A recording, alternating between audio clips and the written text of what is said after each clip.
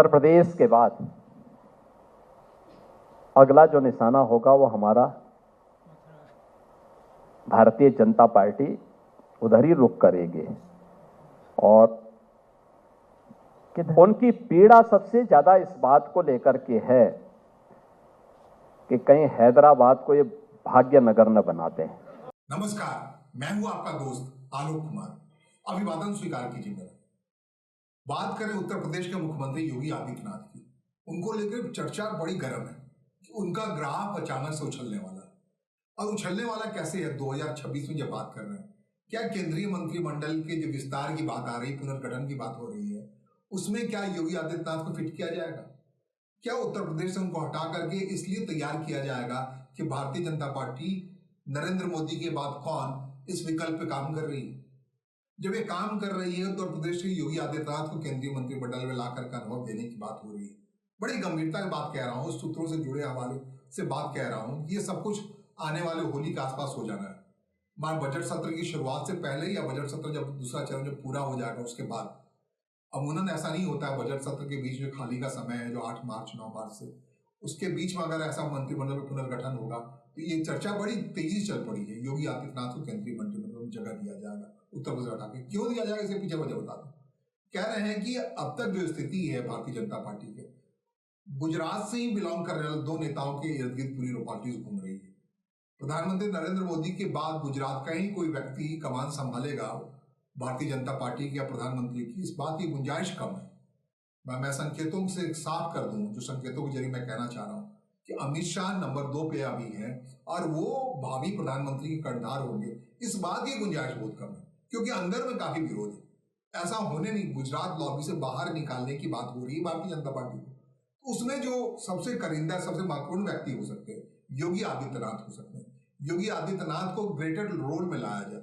जिस ढंग से जेपी नड्डा को हटाकर नितिन नवीन को भारतीय जनता पार्टी का राष्ट्रीय अध्यक्ष बनाया गया, उसी हिसाब से तैयार किया जा रहा है भावी पॉलिटिक्स के लिए, नेक्स्ट जेन के नाते। 46 साल उनकी उम्र है। इसी ढंग से योगी आदित्यनाथ की 53 साल उम्र है। 2029 आते आते कितनी उम्र हो जाएगी? 53-56 साल की हो जाएंगे, 56-57 साल के रहेंगे उस वक्त में, तो उपयुक्त उम्मीदवार होंगे। जैसे ही नरेंद्र मोदी की उम्र 79-80 के आसपास होगी, जाहिर तौर पर उनके चेहरे को सामने रख करके अगला चुनाव तो नहीं लड़ा जाएगा। इस बात की बड़ी तेजी चलता है।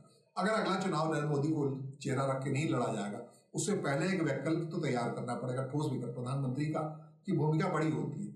नरेंद्र मोदी अचानक से नहीं आए थे। 2007 जब 14 में आए सरकार में, उससे पहले 2001 के आसपास से गुजरात में मुख्यमंत्री के तौर पर उन्होंने भूमिका गढ़नी शुरू हो गई थी। उससे पहले अलग अलग जरिए में उन्होंने अलग अलग तरीके से केंद्र सरकार को चुनौती देनी शुरू कर दी। इस काम में भरपूर मदद कर रहा था आरएसएस। वो मौका हो लाल किला के प्राचीर बनाकर अहमदाबाद में 15 अगस्त को उनका भाषण दिलवाना, या तमाम चीजें कि आ रहे हैं नरेंद्र मोदी प्रधानमंत्री कुर्सी की तरफ, इस बात की घोषणा काफी पहले हो गई थी। तो अब जब 2026-2029 का चुनाव है, तो कौन आ रहा है नरेंद्र मोदी का विकल्प बनकर, प्रधानमंत्री विकल्प होकर? इस बात पे आरएसएस के अंदर, भारतीय जनता पार्टी के अंदर गहमागामी शुरू हो गई।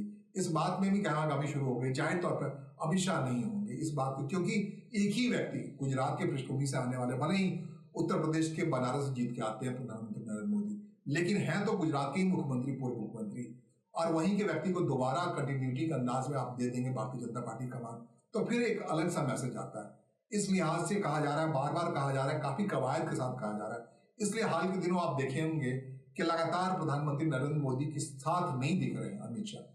वो उनके सेवा तीर्थ में जाने का मौका हो, उद्घाटन का मौका हो, उस वक्त कई कम मौके ऐसे हैं जब साथ साथ दोनों दिख रहे हैं।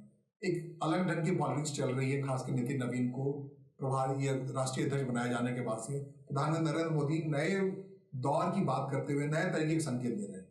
कह रहे हैं कि अभी आने वाले दिनों जेवर एयरपोर्ट का उद्घाटन होना है, उसमें दिखने वाले हैं योगी आदित्यनाथ प्रधानमंत्री के साथ। तो उसमें बॉडी लैंग्वेज को देखिएगा, सब कुछ देखिएगा, आपको समझ में आएगा कि किस दिशा में भारतीय जनता पार्टी की राजनीति चल पड़ी। उसमें कहा जा रहा है अचानक से ग्राफ ऊंचा किया जाएगा। और एक सवाल और भी है, योगी आदित्यनाथ को लेकर विवाद भी कई है, खासकर शंकराचार्य के मामले को लेकर के, शंकराचार्य अविमुक्तशरानंद के मामले को लेकर के, जैसे उनके दोनों उप मुख्यमंत्री अलग अलग हिसाब से अपनी आपत्ति दर्ज करा रहे हैं। ब्रजेश पाठक की बात करें जो उप मुख्यमंत्री, उन्होंने कहा कि जिस किसी ने भी शंकराचार्य की चोट खींची है उसको छोड़ा नहीं जाएगा। तो भाई सरकार में आप हैं, आप तो कार्रवाई कर गए होते, अब ऐसा बयान क्यों आ रहा है उप मुख्यमंत्री का? जाहिर तौर पर ये बयान मुख्यमंत्री के खिलाफ है। सिर्फ ब्रजेश पाठक ही नहीं है, इसके अलावा दूसरे केशव प्रसाद मौर्य उप मुख्यमंत्री हैं, जिनको हमेशा से लगता रहा है कि मुख्यमंत्री तो उनको ही बनना चाहिए। 2017 में अचानक से योगी आदित्यनाथ कहां से आ गया, उनको मुख्यमंत्री बना दिया गया, तो अब उनकी बारी है। उन्होंने भी कहा है, ये पूरे विवाद के समय जब प्रयागराज में जनवरी में विवाद चला तो वो आगे बढ़ चढ़ के माफी मांगते हुए नजर आए।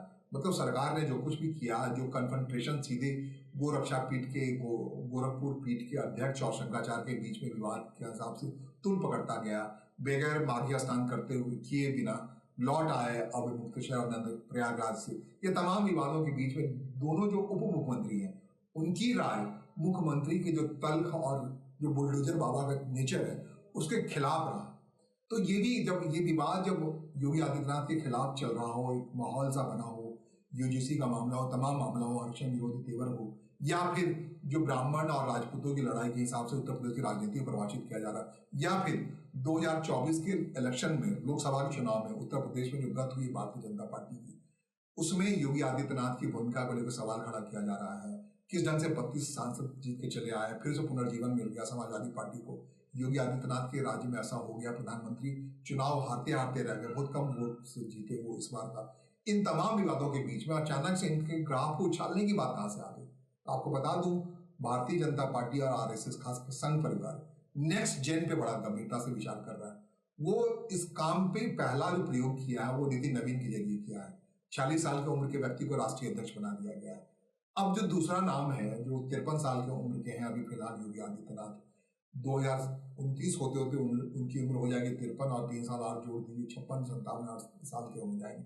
जब ये 26 साल के थे तब 1998 में भी सांसद के तौर पर गोरखपुर से जीत के चले आए थे। बहुत कम उम्र, उचित उम्र में आ जाया करते हैं। अगर आगे की 20 साल की पॉलिटिक्स करनी है भारतीय जनता पार्टी, अगर प्रधानमंत्री नरेंद्र मोदी का दिया गया नारा कि 2047 तक भारत विकसित देशों की श्रेणी में आ जाएगा, तो ये काम जाहिर तौर पर प्रधानमंत्री नरेंद्र मोदी नहीं करने वाले। हाँ, भारतीय जनता पार्टी का कोई कर्णधार होगा, नया चेहरा होगा जो 2047 तक प्रधानमंत्री कुर्सी पर बैठा होगा। इसके लिए जो सबसे उपयुक्त व्यक्ति की तलाश की जा रही है, उसमें जो सबसे गंभीर नाम है, जो सबसे बड़ा नाम है, वो योगी आदित्यनाथ का नाम है। कहा जा रहा है जो आगामी केंद्रीय मंत्रिमंडल का विस्तार होना है उसमें लाकर के इनको केंद्रीय मंत्री के तौर पर परिपक्व किया जाएगा, तैयार किया जाएगा, ताकि मौका आए, नौबत आए।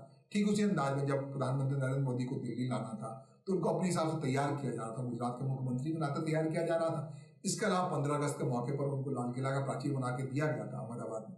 वो मुकाबिल हो रहे थे मनमोहन सिंह से, डॉक्टर मनमोहन सिंह से। प्रधानमंत्री अगर मनमोहन सिंह हैं तो किस तेवर में बात कर रहे हैं, और योगी और नरेंद्र मोदी अगर प्रधानमंत्री बनते हैं तो किस तेवर में बात कर रहे हैं? उन्होंने गुजरात में उन्हें लाल किला प्राचीर से पाकिस्तान के खिलाफ आह्वान किया था, जो बातें नहीं कर पा रहे थे प्रधानमंत्री के नाते डॉक्टर मनमोहन सिंह। तो एक तरीके से इस हिसाब से तैयारी पहले की जाती है, खासकर प्रधानमंत्री की उम्मीदवारिता की तैयारी। हमने कहा ना आपको कि इस बार प्रधानमंत्री की उपयोगिता या चेहरे के तौर पे अमित शाह के सामने आने की गुंजाइश बहुत कम है, जबकि पावर सेंटर नंबर 2 वही है, लेकिन एक ही राज्य से, गुजरात राज्य से ही दूसरे व्यक्ति निकल के आए, उसी राज्य से जहां के प्रधानमंत्री हैं, उसी राज्य से अमित शाह को ला करके भारतीय जनता पार्टी का नेतृत्व थमा दिया जाए, ये गवारा नहीं है। इस बात पर सबने सवाल कर रखा है, अपने अपने हिसाब से सवाल कर रखा है। गुजरात लॉबी से बाहर निकालने की बात हो रही है भारतीय जनता पार्टी में। इस स्थिति में कहते हैं कि बिल्ली की भाग्य से अगर छाक टूट रहा है तो योगी आदित्यनाथ के भाग्य से छाक टूट रहा है, और ये प्रधानमंत्री के रेस में योगी आदित्यनाथ बहुत गंभीरता से आगे बढ़ते हुए, इस लिहाज से कहा जा रहा है योगी आदित्यनाथ को उत्तर प्रदेश से निकाल करके 2026 में ही केंद्र में ले आया जाए। हाँ, ये सवाल बहुत महत्वपूर्ण है कि अगले साल उत्तर प्रदेश में ही विधानसभा का चुनाव है, बहुत महत्वपूर्ण चुनाव है, सेमीफाइनल चुनाव कहा जाता है। सिर्फ उत्तर प्रदेश में ही नहीं बल्कि पंजाब और उत्तराखंड आल 6 राज्यों में है, बहुत महत्वपूर्ण राज्यों में। तो योगी आदित्यनाथ को केंद्र में लाने का यह प्रयोग उत्तर प्रदेश में कहीं मामला बिगाड़ न दे। 80 संसदीय सीट है, वहां पे एक मजबूत कद्दावर व्यक्ति चाहिए अगर भारतीय जनता पार्टी को फिर से सरकार में आना है 2029 में। तो क्या ये प्रयोग किया जाएगा? वहां से जो उम्मीद कर रहे हैं अब तक केशव मौर्य, उनके हवाले वहां की मुख्यमंत्री कुर्सी दे दी जाएगी, ऐसा हो नहीं जा रहा है क्या? ये सब हम भी देखेंगे, आप भी देखिएगा, क्योंकि बहुत महत्वपूर्ण इस मोड़ में भारतीय जनता पार्टी आ गई है।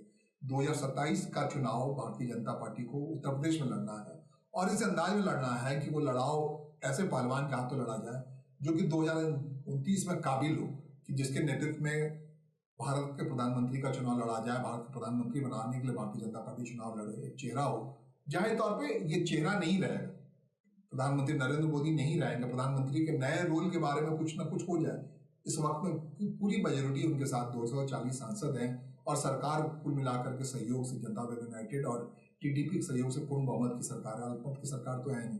अब दोनों पार्टियां इस हादसे में नहीं है, भारतीय जनता पार्टी के पैर खींच ले या समझ खींच ले। तो इस मोड़ पे हो सकता है, ये मुमकिन है कि प्रधानमंत्री नरेंद्र मोदी के लिए कोई नई स्थिति, नई परिकल्पना कर ली जाए, नई पोस्टिंग तय कर ली जाए। और भारतीय जनता पार्टी जिस हिसाब से नितिन नवीन को अपने राष्ट्रीय अध्यक्ष के तौर पर चुन के लाई है, उसी तरीके से प्रधानमंत्री के भावी चेहरे के तौर पर योगी आदित्यनाथ हो।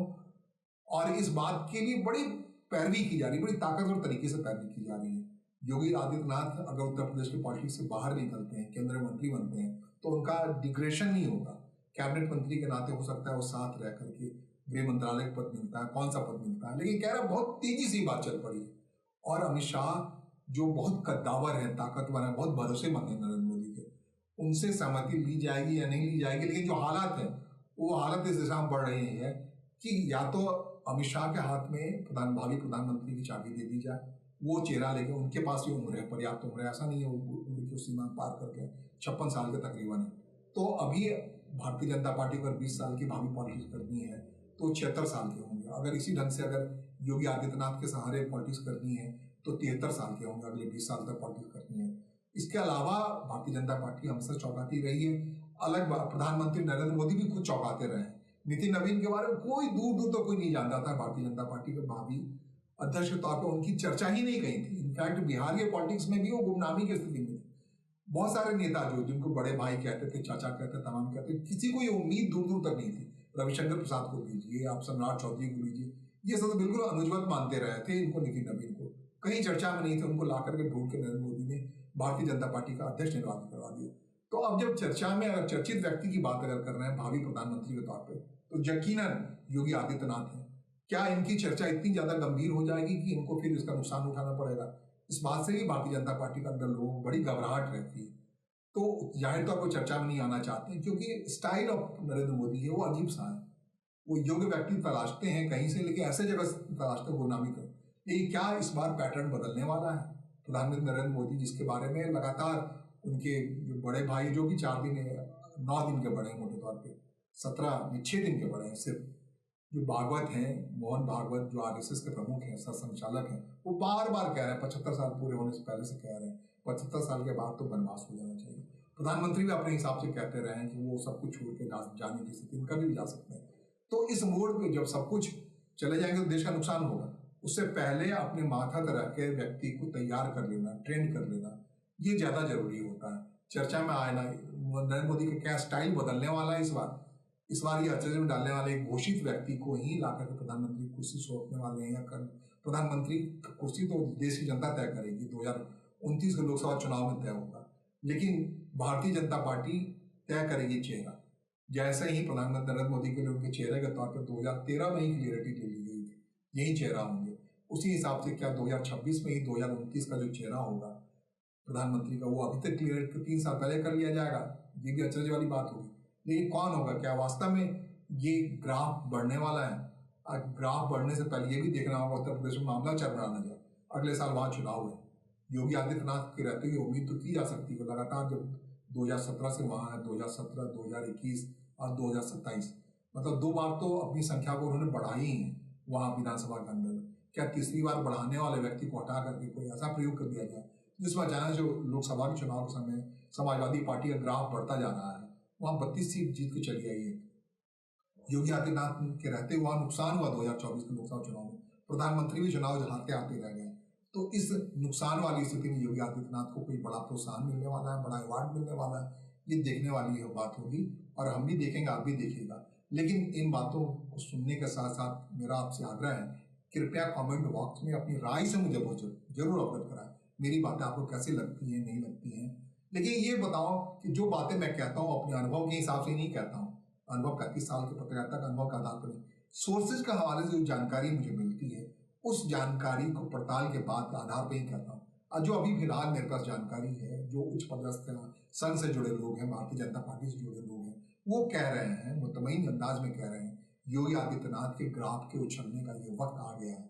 होली से पहले, होली के बाद, ये कब होता है फिलहाल हम भी देखेंगे, आप भी देखिए। मुझे सुनने और समझने के लिए आपका आभार नमस्कार, धन्यवाद।